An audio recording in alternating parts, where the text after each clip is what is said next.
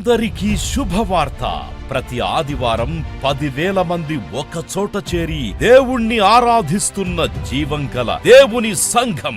స్వస్థత, విడుదల, అభిషేకం పొందాలనుకుంటున్నారా? దురాత్మ శక్తుల నుంచి విడుదల కావాలా? ఆర్థిక ఇబ్బందుల నుంచి విడుదల కావాలా? సంతానలేమితో బాధపడుతున్నారా? కుటుంబ సంక్షేమం కొరకు ప్రత్యేక ప్రార్థనలు కోరుకుంటున్నారా? శాంతి లేక ఆత్మహత్య చేసుకోవాలనుకుంటున్నారా? నిజమైన ఖచ్చితమైన వాక్యం చేత బలపడాలని ఆశిస్తున్నట్టయితే రండి. క్రైస్ట్ టెంపుల్ మీ కొరకే. ప్రతి ఆదివారం 4 ఆరాధనలు జరుగుతున్నాయి. మొదటి ఆరాధన ఉదయం 6 గంటలకు, రెండవ ఆరాధన ఉదయం 8 గంటలకు, మూడవ ఆరాధన ఉదయం 10 గంటలకు, నాల్గవ ఆరాధన సాయంత్రం 6:30 జరుగును. స్థలం Christ temple, Mary Stella indoor stadium, Pantakaluva road, NTR circle, Vijayawada. ముఖ్య ప్రసంగికులు ప్రపంచ వ్యాప్తంగా వాక్యమునందించి కోట్లాది మందికి దీవెనకరముగా ఉన్న మన దైవజనులు రెవరెండ్ డాక్టర్ పాల్ ఇమాన్యుయల్ గారు మరియు నిస్సీ పాల్ గారు శక్తివంతమైన సందేశాలను అందించి ప్రతి ఒక్కరి కొరకు ప్రత్యేక ప్రార్థనలు చేయుదురు. హృదయాలను హత్తుకునే అద్భుతమైన స్తుతి ఆరాధన సాక్ష్యాలు, ప్రతి విశ్వాసిపై ప్రత్యేక శ్రద్ధ, గృహ దర్శనాలు, ఇంకా మరెన్నో. ప్రతి ఆరాధనలో 1000 మంది ప్రజలు పాల్గొంటూ ఆత్మీయముగా బలపడుచున్నారు. పాటలు, ఆరాధన, వర్తమానముల ద్వారా దేవుని ఆత్మీయ కార్యములు అనేకులు పొందుకుంటున్నారు. విజయవాడ చుట్టుపక్కల ప్రాంతాల నుంచే కాక 100 కిలోమీటర్ల దూరం నుంచి ప్రజలు వచ్చి ఆత్మీయ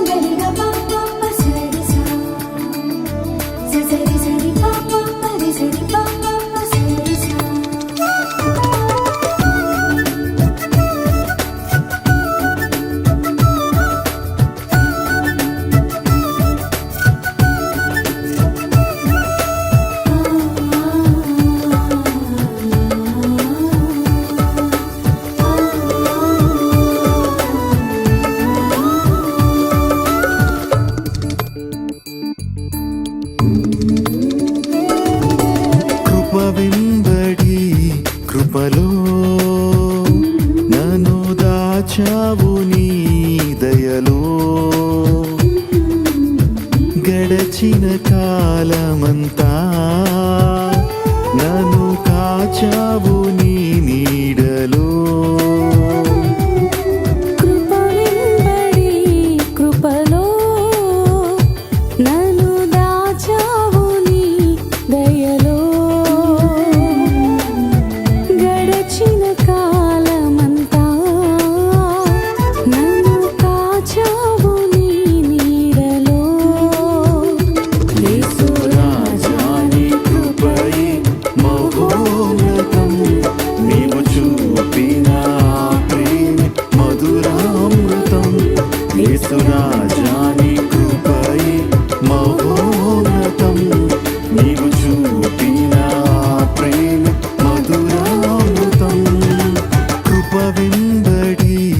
కృపలో నన్ను దాచావు నీ దయలో. గడచిన కాలమంతా నన్ను కాచావు నీ నీడలో. యేసయ్యా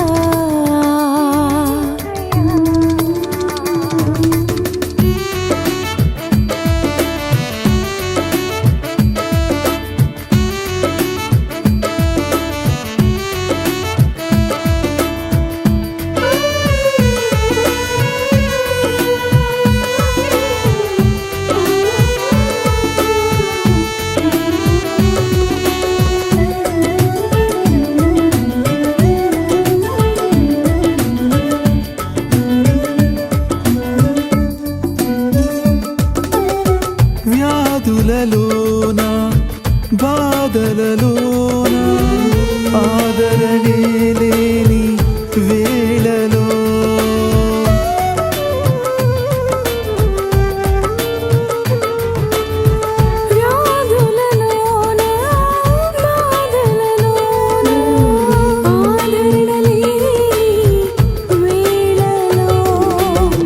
నన్ను మరువలేదు నీ కృపా అభయమునిచ్చి నడిపెనుగా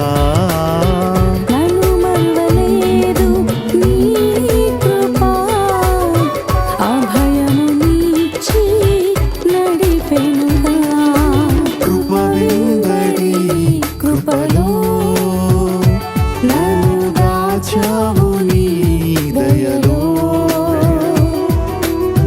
గడచిన కాలమంతా నన్ను కాచావు నీ నీడలో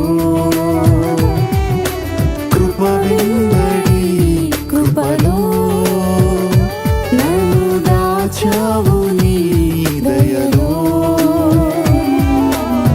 గడచిన కాలమంతా నన్ను కాచావు నీ నీడలో యేసురాజాని కృపయే మహోన్నతం నీవు చూపిన ప్రేమ మధురామృతం యేసురాజాని కృపయే మహోన్నతం నీవు చూపిన ప్రేమ మధురామృతం కృప వెంబడి కృపలో నన్ను దాచావు నీ దయలో గడచిన కాలమంతా నన్ను కాచావు నీ నీడలో యేసయ్యా.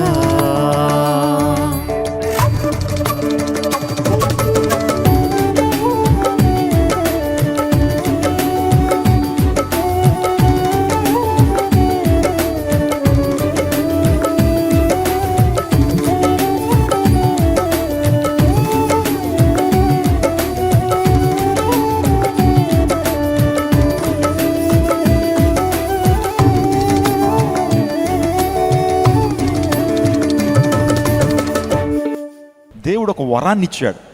మనం మారు మనసు రక్షణ పొందిన తర్వాత, రక్షణ పొందిన వెంటనే దేవుడు ఒక వరాన్ని, పరిశుద్ధాత్మ వరాన్ని ప్రభు మనకు అనుగ్రహించారు. ఆత్మను మనం క్యారీ చేస్తున్నాం, పరిశుద్ధాత్మను మనం మోసుకుని వెళ్తున్నాం. పరిశుద్ధాత్మ దేవుడు మన హృదయంలో ఉన్నారు. ఎంతమంది హృదయాల్లో పరిశుద్ధాత్మ దేవుడు ఉన్నారని భావిస్తున్నారు? Praise God. నో డౌట్, మీరు రక్షించబడినటువంటి వ్యక్తులైతే మీరు పరిశుద్ధాత్మను కలిగి ఉన్నారు. పరిశుద్ధాత్మ దేవుడు మిమ్మల్ని నడిపిస్తారు. ఇప్పుడు ఏం చేయాలంటే, పరిశుద్ధాత్మ దేవుడు ఒక ఫైర్గా, పరిశుద్ధాత్మ దేవుడు ఒక అగ్నిగా మన హృదయాల్లో ఆయన పనిచేస్తుంటాడు. మన పురుకొలుపుతాడు, మనల్ని హెచ్చరిస్తాడు, నీతిని గురించి పాపాన్ని గురించి ఒప్పింప చేస్తుంటాడు. దేవునికి సమీపంగా రావాలని మనల్ని ప్రోత్సహించేది పరిశుద్ధాత్మ దేవుడే. మిమ్మల్ని ఈ ప్రాంతానికి నడిపించింది ఎవరో తెలుసా? మిమ్మల్ని ఈ ప్రాంతానికి వెళ్ళమని ప్రోత్సహించింది ఎవరో తెలుసా? ఆలోచన ఇచ్చింది ఎవరో తెలుసా? పరిశుద్ధాత్మ దేవుడే. మీరు ఆత్మకు లోబడే ప్రాంతానికి వచ్చారు. మీరు పరిశుద్ధంగా జీవించాలని, దేవుని కోసం బ్రతకాలని మీరు ఆశపడుతున్నారే, ఆ ఆశ ఎవరు పుట్టించారో తెలుసా? పరిశుద్ధాత్మ దేవుడు. పరిశుద్ధాత్మ దేవుడు ఎప్పుడు కూడా మిమ్మల్ని సర్వసత్యంలో నడిపించడానికి ప్రయత్నం చేస్తుంటాడు. పరిశుద్ధాత్మ దేవుడు ఆయన రెండవ రాకడలో మిమ్మల్ని ఎత్తబడేటువంటి గుంపులో ఉంచాలనే ప్రయత్నం చేస్తుంటాడు. పరిశుద్ధాత్మ ఎప్పుడు కూడా తండ్రి అయినటువంటి దేవునికి మీరెప్పుడు కూడా సహవాసులు ఉండాలని ఆయన ఎప్పుడు కూడా ఆశపడుతుంటాడు. అందుని బట్టి మనం ఏం చేయాలంటే, మనలో ఉన్న పరిశుద్ధాత్మను ఆరనివ్వకుండా చూసుకోవాలి. ఈ ఫైర్ని ఎప్పుడు కూడా ఆర్పనివ్వకుండా చూసుకోవాలి. అందుని బట్టే ఆత్మను ఆర్పకుడి, ఈ మాట మనం చూస్తూ ఉంటాం. దేవుని లేఖనాలు ఏం చూస్తుంటాం? ఆత్మను ఆర్పకుడి, పరిశుద్ధాత్మ దుఃఖపడితే ఆరిపోతాడు. అర్థమవుతుందా? ఆత్మను ఆర్పకుడి అనే మాట మనం చూస్తున్నాం. పరిశుద్ధాత్మ దేవుడు ఎప్పుడు ఆరిపోతాడు మన హృదయాల్లోనంటే, ఆయన దుఃఖపరిచినప్పుడు. పరిశుద్ధాత్మ దేవుడిని ఏం చేయకూడదు? దుఃఖపరచకూడదు. మనకు దేవునికి వ్యతిరేకంగా ఏదైనా కార్యం చేస్తే, ఒకవేళ మనం విశ్వాసిగా ఉంటూ మరలా అవిశ్వాసిగా బ్రతుకుతున్నట్లయితే, మనం యేసుప్రభు రక్తంలో కడగబడి మరలా లోకంలో జీవిస్తున్నట్లయితే, మనలో ఉన్న పరిశుద్ధాత్మ దేవుడు దుఃఖపడతాడు. ఏంటి, నా ప్రేమను సరిగ్గా అర్థం చేసుకోలేకపోయారా? ఎందుకు సర్వసత్యంలో నడిపించబడట్లేదని పరిశుద్ధాత్మ దేవుడు దుఃఖపడతాడు. అందుని బట్టి మనం ఏనాడు కూడా పరిశుద్ధాత్మను దుఃఖపరిచేటువంటి విధానంలో ఉండకూడదు. నా ప్రియదేవుడు నాకు మనం చాలా సూటిగా మాట్లాడుతాను ఈ రోజున. మనలో ఉన్నటువంటి ఆత్మను ఆర్పకుండా ఉండాలంటే ఏం చేయాలి? మనలోని పరిశుద్ధాత్మ దేవుడు దుఃఖపడకుండా ఉండాలంటే ఏం చేయాలి? ఎప్పుడు కూడా పరిశుద్ధాత్మ దేవుడిని మనము సంతోషపెట్టాలంటే ఏం చేయాలి? ఎంతమంది ఆత్మను సంతోషపెట్టాలని ఎంతమంది ఆశపడుతున్నారు? పరిశుద్ధాత్మ దేవుడు మనల్ని బట్టి సంతోషించాలి, మనల్ని బట్టి దేవునికి ఒక మంచి సాక్ష్యం ఇవ్వాలి అనే ఆలోచన మీరు కలిగి ఉన్నట్లయితే దేవుని సేవకుడు ఈరోజు వాక్యపు వెలుగులోంచి 4 శ్రేష్టమైన విషయాలు చెప్తాను. ఈ విషయాలు మీరు జరిగిస్తే పరిశుద్ధాత్మ దేవుడు ఆరకుండా నీ యొక్క జీవితంలో ఆత్మ ఎప్పుడు కూడా ఆ అగ్ని ఎప్పుడు నీలో రగులుతూ ఉంటుంది. స్తోత్రం చెప్పండి, హల్లెలూయా. కాబట్టి మనం ప్రభు సన్నిధిలో మండాలండి. సో పరిశుద్ధాత్మ శక్తితో మనం మండాలి. అతడు మండుచూ ప్రకాశించుచున్న దీపమని యేసుక్రీస్తు ప్రభు వారు ఒక వ్యక్తి గురించి మాట్లాడాడు. ఆ వ్యక్తి పేరు ఏంటి? బాప్తిస్మిచ్చు యోహాన్. బాప్తిస్మిచ్చు యోహాన్ను పరిశుద్ధాత్మ శక్తితో నింపబడినటువంటి వ్యక్తి ఆత్మను ఎప్పుడు కూడా ఆర్పాలని ఏనాడు కూడా ప్రయత్నం చేయలేదు. అందుని బట్టే దేవుని ద్వారా గొప్ప అభిషేకాన్ని, దేవుడి ద్వారా గొప్ప దీవెనను ఆ వ్యక్తి పొందుకున్నాడు. నేను ఒక మాట చెప్పిన, దేవుడు ఒక వాగ్దానం అందరికి ఇస్తున్నాడు. అదేంటంటే హగ్గయి గ్రంథము 2వ అధ్యాయం 5వ వచనంలో, నా ఆత్మ మీ మధ్యన ఉన్నది కనుక భయపడకుడి. మన మధ్యలో ఎవరున్నారు? ఆత్మ సంచారం చేస్తున్నారు. పరిశుద్ధాత్మ దేవుడు మన మధ్యలో సంచారం చేస్తున్నారు. మీలో ఉచ్చరింపు శక్యం కానీ మహిమాక్తిని మూలుగులు వస్తున్నాయే. దేవుని ఆరాధన చేస్తున్నప్పుడు ఒక అద్భుతమైన విధానంలో మీరు దేవుని కనపరుస్తున్నారే, అద్భుతమైన విధానంలో దేవునికి మీరు సమీపంగా చేరుతున్నారే, దేవుని రూపంలో దేవుని స్వారూప్యంలో మార్చబడడానికి దేవుని హృదయపూర్వకంగా ఆరాధిస్తున్నారు. చూసారా? అది పరిశుద్ధాత్మ దేవుని కార్యం. పరిశుద్ధాత్మ దేవుడు మిమ్మల్ని సంధిస్తూ ఉన్నాడు. పరిశుద్ధాత్మ దేవుడు మీతో మాట్లాడుతున్నాడు. పరిశుద్ధాత్మ దేవుడు మిమ్మల్ని పురుకొల్పుతున్నాడు. ఆయన మాట చెప్తున్నాడు ఏంటంటే, మీ మధ్యన నా ఆత్మ ఉన్నది కనుక భయపడకుడి. మీ మధ్యన ఆత్మ ఉన్నది కనుక భయపడకుడి. ఈరోజు ప్రభు అందరికీ వాగ్దానం ఇస్తున్నాడు, నా ఆత్మ మీతో ఉంది కాబట్టి భయపడొద్దు. మీ మధ్యలో నా ఆత్మ ఉన్నది కాబట్టి భయపడొద్దు. పరిశుద్ధాత్మ దేవుడు మనలో ఉన్నారు, మనతో ఉన్నారు. ఎక్కడైతే ఆయన నామం 2-3 కూడి ఆరాధిస్తారో వారి మధ్య ఉంటానని చెప్పినటువంటి దేవుడు. కేవలం 2-3 చేరి ఆయన నామను ప్రార్థిస్తారో పరిశుద్ధాత్మ దేవుడు ఆ ప్రాంతానికి వచ్చేస్తాడు. స్తోత్రం చెప్పడం, హల్లెలూయా. మీతో ఉంటాడు, ఆయన మిమ్మల్ని నడిపిస్తాడు. ఈరోజున భయం గుప్పిట్లో మనిషి ఉన్నాడు. కరోనా మరలా వినపడతా ఉంది. చాలామందికి భయం వేసిపోతూ ఉంది. ఏమైపోతామో, ఏం జరుగుతుంది అనుకోండి. ఏం భయపడనక్కర్లా. ప్రభువు మీతో ఉండగా కరోనా మీకు ఏం చేస్తుంది? ప్రభువు మీతో ఉండగా దుష్టుడు ఏం చేయగలుగుతాడు? ప్రభువు మీతో ఉండగా మీకు విరోధి ఎవరు? అందుని బట్టి భయపడొద్దు. నిజంగా దేవుని ఆత్మ పాత నిబంధన కాలంలో సంసోను మీద దిగి వచ్చినప్పుడు, గత ఆదివారం చెప్పాను కదండి, సంసోను మీద దేవుని ఆత్మ దిగి వచ్చినప్పుడు నిజంగా సంసోను ఒక పచ్చి దవడ ఎముక తీసుకుని 1000 మంది ఫిలిష్తీయుల్ని ఏం చేశాడు? సంహరించాడు. అంటే అన్ని వేల మందిని ఆ వ్యక్తి సంహరించగలిగాడు అని అంటే దేవుని ఆత్మ చేత నింపబడ్డాడు. ఈరోజు నీ శత్రువును మీద నీకు విజయాన్ని రావాలి అంటే, నీ శత్రువు మీద విజయాన్ని సాధించాలంటే నువ్వు ఆత్మతో నింపబడాలి. You must fill with the spirit of God. దేవుని ఆత్మ చేత నింపబడినప్పుడు శత్రువులను ఏం చేయగలుగుతావు? ధైర్యంగా ఎదుర్కొనగలుగుతావు. వారి మీద జయ జీవితాన్ని పొందుకోగలుగుతావు. పాత నిబంధన కాలంలో గిద్యోను మీద, సంసోను మీద, దావీదు మీద దేవుని ఆత్మ బహుబలంగా దిగి వచ్చి వారిని బలపరచునని దేవుని లేఖనం సెలవిస్తూ ఉంది. దేవుని ఆత్మ యెఫ్తాను బలపరచగా అనే మాట, దేవుని ఆత్మ సంసోను మీద దిగిరాగా అని మనం చూస్తున్నాం. పాత నిబంధన కాలంలో యేసుక్రీస్తు ప్రభువారు మరణ పునరుత్థానాల ముందు, యేసు ప్రభువారు ఈ లోకానికి రాకముందు పరిశుద్ధాత్మ దేవుడు ఆయన పరలోక రాజ్యం నుంచి దిగి వచ్చేవారు. త్రిత్వంలో పరిశుద్ధాత్మ దేవుడు ఒక భాగమై ఉన్నారు. మనం తండ్రి, కుమార, పరిశుద్ధాత్మలను మనం ఏం చేస్తున్నాం? ఆరాధిస్తున్నాం. త్రిత్వ దేవుని, త్రియేక దేవుని ఆరాధన చేస్తున్నాం.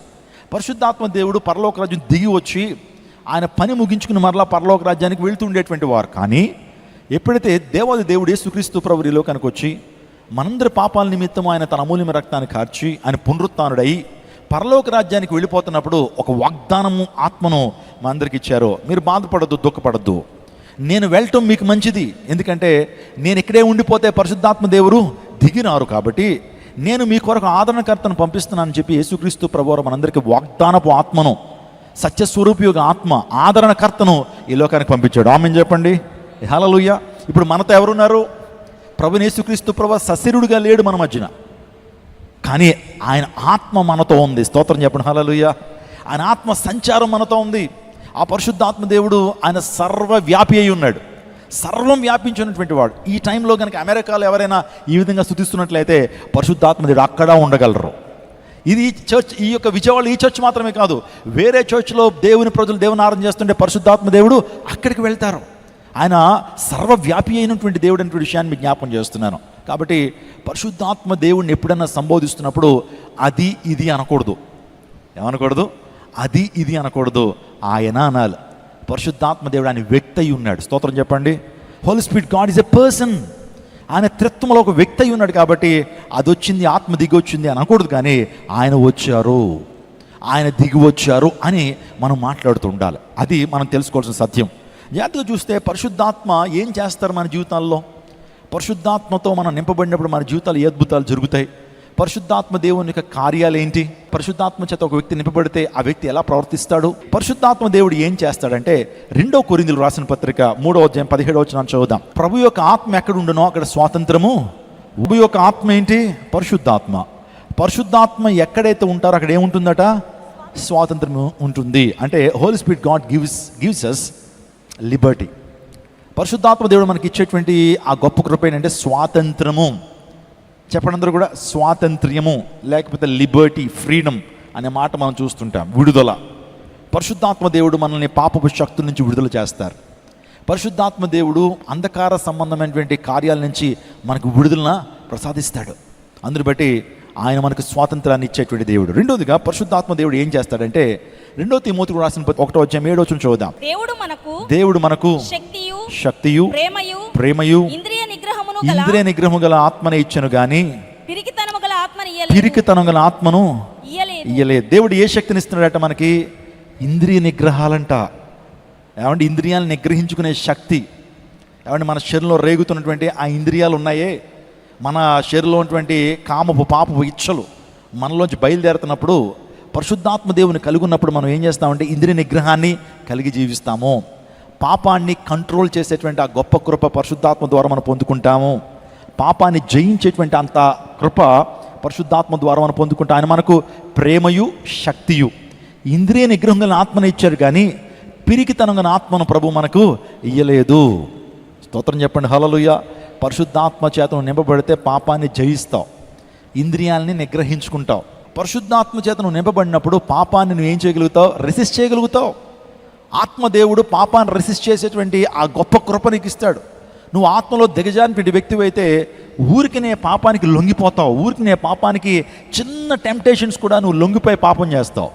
దేవుని ఆత్మచేత మెండుగా నువ్వు జీవిస్తే, దేవుని ఆత్మచేత మెండుగా నింపబడితే ఇంద్రియ నిగ్రహం ఆత్మను ప్రభువిస్తాడు. పిరికితనం ఆత్మను ప్రభువుడు, ధైర్యంనిచ్చేటువంటి ఆత్మను ప్రభువిస్తాడు. పేతురు ఎంత పిరికోడండి! చిన్న బిడ్డ కూడా భయపడి, అమ్మమ్మ అస్సలు లేని యేసు ప్రభుతో అసలు నాకు ఏసైకి అసలు నాకు సంబంధమే లేదు అని చిన్న బిడ్డ అన్న, అంకుల్ మీరు ఏసైతో ఉన్నారు కదా, యేసు ప్రభుతో మిమ్మల్ని చూశానంటే అమ్మతోడమ్మ ఒట్టమ్మ అసలు ఏసై అంటే నాకు తెలియదు, ఎందుకంటే భయపడిపోయాడు. ఏసైని ఎలాగ బంధించి తీసుకెళ్ళిపోయారో, ఏసైని ఏ విధంగా కొరడాలతో కొడుతున్నారు, నన్ను కూడా కొరడతారేమో అని భయంతో పారిపోయినటువంటి ఆ పేతురు ఎప్పుడైతే ఆత్మదేవుడు అతన్ని సంధించగానే 3000 మందికి, అక్కడ అనేక మంది వ్యక్తులు ఉన్నారండి, రకరకాల ప్రజలు ఉన్నారు, అక్కడ వివిధ దేశాల నుంచి వచ్చినటువంటి వారు ఉన్నారు, అందులో శాస్త్రులు ఉన్నారు, పరిచయాలు ఉన్నారు, సద్దుకాయలు ఉన్నారు, విమర్శించేటువంటి వారు ఉన్నారు, బయటికి రా చూసుకుందాం నేను చంపేస్తాం అన్నటువంటి వారు ఆ ప్రాంతంలో ఉన్నప్పటికీ కూడా పేతురు ధైర్యంతో బోధించాడండి. భయపడలే ఎవరికి. ధైర్యంతో ఎప్పుడైతే బోధించాడో 3000 మంది ఆ ప్రాంతంలో రక్షించబడ్డారట. స్తోత్రం చెప్పండి, హల్లెలూయా.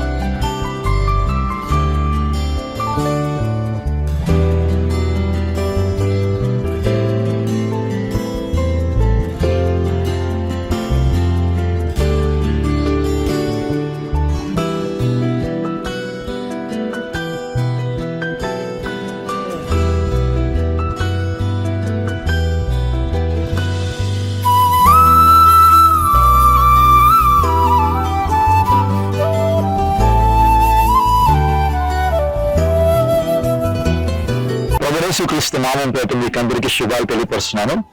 క్రైస్ట్ టెంపుల్ అనే జీవం గల దేవుని సంఘానికి దేవుడు 2 ఎకరాల 16 సెంట్ల భూమిని ఇది అనుగ్రహించారు.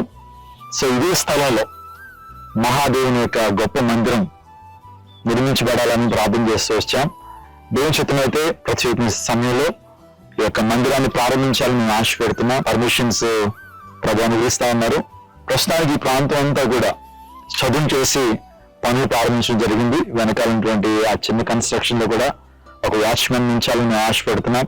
దాన్ని ప్రార్థించేయండి. దేవుని కార్యాలు బహుబలంగా విజయవాడ పట్టణం జరిగించాలని, ఇక విజయవాడ పట్టణాన్ని కేంద్రంగా చేసుకుని ఈ పరిచయ దేవుడు ప్రపంచవ్యాప్తంగా విస్తరింప చేయబడాలని మేము కోరుతా ఉన్నాం. కాబట్టి అనుదిన ప్రార్థనలో జ్ఞాపకం ఉంచుకోండి. ఈ రోజు నుంచి పనులు ప్రారంభించబడతా ఉన్నాయి. దేవుని చిత్తం అయితే సో నెక్స్ట్ ఇయర్ కి నూతన మందిరంలోకి వెళ్ళాలన్నటువంటి ఆలోచన, ఆశ మాకుంది. దేవుడు మన ఆశను తీర్చాలని మీ ప్రార్థనలో జ్ఞాపకం చేసుకోవాల్సిందిగా ప్రభు పేట మనం చేస్తున్నాను. దేవుడు మన విజయవాడిని దీవించును గాక. ఆమేన్. ఆమేన్.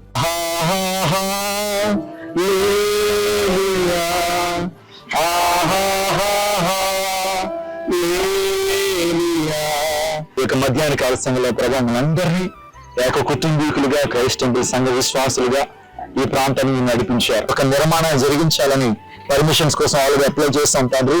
వాటిని మీరు ఇస్తున్నారు, మీకు స్తోత్రాలు. మీ చిత్తమైతే ప్రభు ఈ రోజు ఈ యొక్క ప్రాంతం అంతా కూడా మేము చదువు చేస్తున్నాం. ఈ ప్రాంతంలో ప్రార్థన చేస్తున్నాం. అధికారులతో మీరు మాట్లాడండి, ప్రజా పరిపాలకులతో మీరు మాట్లాడండి. ఈ ప్రాంతం అంతా మీ మహిమతో నింపండి. మీకు స్తోత్రాలు తెలియపరుస్తూ మీకే మహిమ తెలుస్తూ యేసు శక్తి కలిగిన నామములో అడిగి వేడుకుంటున్నాం తండ్రి. సకల ఆశీర్వాదాలకు కారణమైన శ్రేష్టమైన నామానికి వేలాది వందనాలు, స్తుతులు, స్తోత్రాలు చెల్లిస్తున్నాను ప్రభా. ఒక సొంత స్థలంలో మందిరం ఉండాలన్న ఆశ మేము కలిగి ఉండగా మీరు ఇచ్చిన ఈ అద్భుతమైన సమయమును బట్టి, స్థలమును బట్టి మీకు స్తోత్రాలు ప్రభా. అయ్యా, ఇది మా అందరికీ సమృద్ధిగా ప్రభనైనా నీ మందిరం కట్టబడి నిన్ను స్వేచ్ఛగా ప్రభ మేము ఆరాధించుటకు కృప చూపించండి. స్తుతించి ప్రార్థించడి వేడుకుంటున్నాము తండ్రి. దేవుని నామానికి మహిమ కలుగును గాక. ఇప్పటివరకు ఈ ప్రాంతంలో ప్రార్థన చేశాం. దేవుని యొక్క మహిమ ఈ ప్రాంతానికి దిగి వచ్చిందని నేను నమ్ముతున్నాను. అతి త్వరలో ఈ ప్రాంతంలో చర్చ్ మాత్రమే కాదు, ఒక ఆర్ఫనేజ్, ఒక శ్రేష్ఠ ఫౌండేషన్ లో బిల్డింగ్, ఆ తర్వాత ఒక వంటశాల, ఒక డైనింగ్ హాల్, ఇంకా అనేకమైనటువంటి ప్లాన్స్ ఉన్నాయి. కాబట్టి మీరు అందరూ ప్రార్థన చేయండి. మీ అనుదిన ప్రార్థనలో దయచేసి ఈ క్రైస్ట్ టెంపుల్ దాని నిర్మాణం జ్ఞాపకం చేసుకోవాల్సిందిగా ప్రభు ప్రకటన చేస్తున్నాను. ఒకవేళ మీరు ప్రేరేపించినట్లయితే ఈ మందిర నిర్మాణం కొరకు మీ యొక్క విరాళాన్ని ఇవ్వదలిచినటువంటి వారు కింద నెంబర్ కి మీరు కాల్ చేయొచ్చు. మా సిబ్బంది మీతో మాట్లాడతారు. లేకపోతే మీరు ఈ ప్రాంతానికి వచ్చి ఈ ప్రాంతాన్ని చూచి మీ యొక్క ప్రత్యేకమైన ఆఫరింగ్ ని, మీ యొక్క ప్రత్యేకమైన విరాళాన్ని మందిర నిర్మాణం కొరకు మీరు ఇవ్వచ్చు. దయచేసి ఈ విషయాన్ని మీ యొక్క అనుదిన ప్రార్థనలో జ్ఞాపకం చేసుకోవాల్సిందిగా ప్రభువు ప్రకటన చేస్తున్నాను. దేవుడు మన విజయవాడ పట్టణాన్ని దీవించును గాక. దేవుడు మన భారతదేశాన్ని దీవించును గాక. ఆమేన్.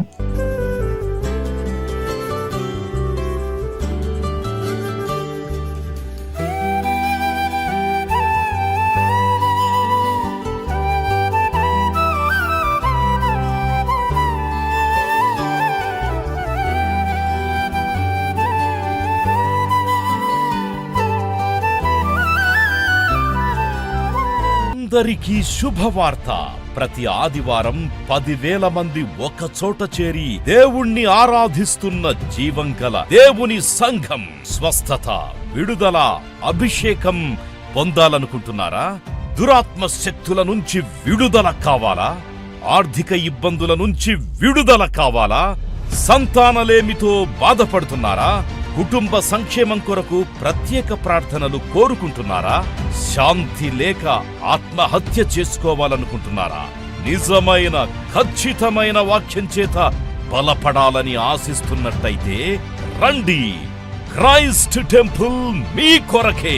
ప్రతి ఆదివారం 4 ఆరాధనలు జరుగుతున్నాయి. మొదటి ఆరాధన ఉదయం 6 గంటలకు, రెండవ ఆరాధన ఉదయం 8 గంటలకు, మూడవ ఆరాధన ఉదయం 10 గంటలకు, నాల్గవ ఆరాధన సాయంత్రం 6:30 జరుగును. స్థలం Christ temple, Mary Stella indoor stadium, Pantakaluva road, NTR circle, Vijayawada. ముఖ్య ప్రసంగికులు ప్రపంచ వ్యాప్తంగా వాక్యమునందించి కోట్లాది మందికి దీవెనకరముగా ఉన్న మన దైవజనులు రెవరెండ్ డాక్టర్ పాల్ ఇమాన్యుయల్ గారు మరియు నిస్సీ పాల్ గారు శక్తివంతమైన సందేశాలను అందించి ప్రతి ఒక్కరి కొరకు ప్రత్యేక ప్రార్థనలు చేయుదురు. హృదయాలను హత్తుకునే అద్భుతమైన స్తుతి ఆరాధన సాక్ష్యాలు, ప్రతి విశ్వాసిపై ప్రత్యేక శ్రద్ధ, గృహ దర్శనాలు, ఇంకా మరెన్నో.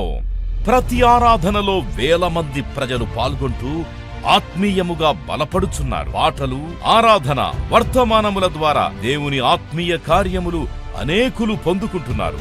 విజయవాడ చుట్టుపక్కల ప్రాంతాల నుంచే కాక 100 కిలోమీటర్ల దూరం నుంచి ప్రజలు వచ్చి ఆత్మీయ మేలులు పొందుచున్నారు.